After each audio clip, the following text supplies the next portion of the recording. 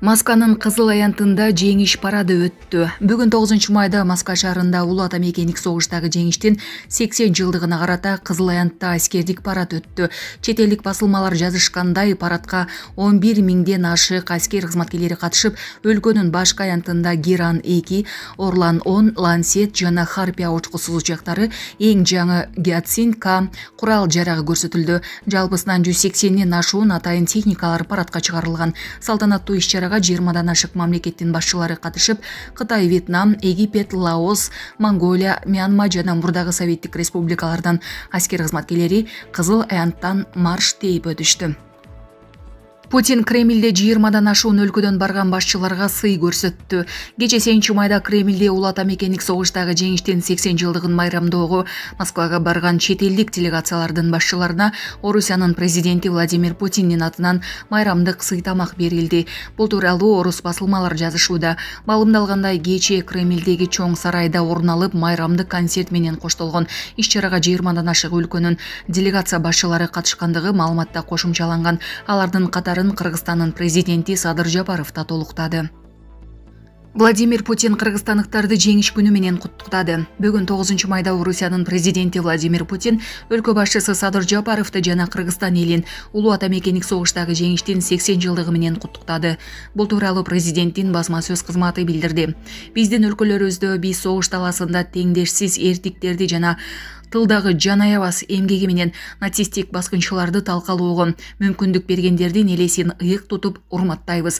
Жеңүүчүлөрдүн мууну бизге мурас кылып калтырган достуктун жана өз ара жардамдын жакшы салттары биздин мамлекеттердин ортосундагы стратегиялык өнөктөштүктүн жана союздаштык мамилелердин өнүгүүсү үчүн ар дайым бекем негиз катары кызмат кылат деп ишенем, деп айтылат Путиндин куттуктоосунда.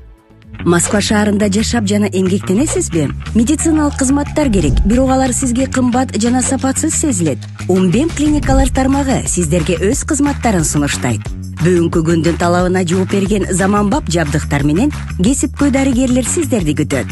Бизде сиз стоматолог, тиш дарылоонун бардык түрлөрү, уролог, невролог, лор, терапевт, хирург, окулист, педиатр, УЗИ жана башка дарыгерлердин кеңешин алып дарылануу мүмкүнчүлүгү бар.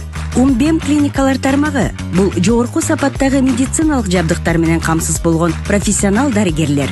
Сиздердин ыңгайлуулук үчүн Умбем клиникаларынын Москва шаары боюнча 3 медициналык борбору иштейт. Өзүңүзгө ыңгайлуу даректи тандап медициналык кызмат алсаңыз болот. Ушул ай ичи бизге келип төмөндөгү кызматтарга арзандатуу менен медициналык кызмат алыңыздар. Ден соолугуңузга кам көрүүнү эртеңкиге калтырбаңыз. Умбем клиник Москва. Кытай жана орус лидерлери жаңы дүйнөлүк тартипти коргоону талкуулашты. Бейшембиде орус президенти Владимир Путин менен Кытайдын төрагасы Си Цзиньпин Кремлде жолугушту. Кытай лидери эки өлкөнүн достугу болоттой бекем болууга тийиш деп айтты. Рейтер кабар агенттиги маалымдалгандай, жетекчилер батыш менен тирешүү күчөгөн мезгилде кызматташууну жаңы деңгээлге көтөрүүгө убада кылышты. Москвадагы сүйлөшүүлөрдө Путин менен Си өздөрүн АКШ үстөмдүк кылбаган жаңы дүйнөлүк тартиптин коргоочулары катары көрсөтүштү. Си Цзиньпин 9 май улуу жеңиштин 80 жылдыгын белгилөө үчүн ушул аптада Кремлдин чакыруусу менен Москвага чогулуп жаткан 20дан ашык чет элдик лидерлердин эң таасирдүүсү. Рейтер жазгандай, анын майрамдык иш-чараларга катышуусу чыңалган геосаясий кырдаалда Орусия, асыресе АКШнын кысымына туш болгон маалда Путинге дем берет.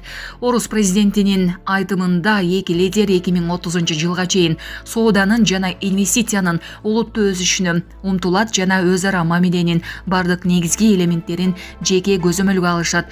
Бейшембиде эки өлкөнүн лидерлери алгач тар чөйрөдө, андан соң өкмөт мүчөлөрү жана ишкерлердин катышуусунда кеңейтилген курамда сүйлөшүүлөрдү өткөрдү. Алар глобалдык коопсуздук, энергетика жана инвестиция маселелерин талкуулады.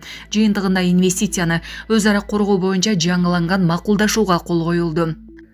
Путин менен Си Цзиньпин ондогон жолу жолугуп 2022 жылдын февраль айында Орусия Украинага толук масштабтуу кол салуунун алдында стратегиялык өнөктөштүк тууралуу келишимге кол коюшкан. Бейжин Москванын эң ири соода өнөктөшү жана ага батыштын экономикалык санкцияларынын кесепеттери жеңүүгө жардам берип келет. Булак Азаттык. Орусия Москва Тула Саранскиге жапырт дрон чабуулу болгонун билдирди. Орусиянын Москва Тула жана Саранский аймактары 7 майга караган түнү дрон чабуулуна кабылганы кабарланды. Баштапкы маалыматтарга караганда Тулада дрондор аскердик ишканаларды бутага алган.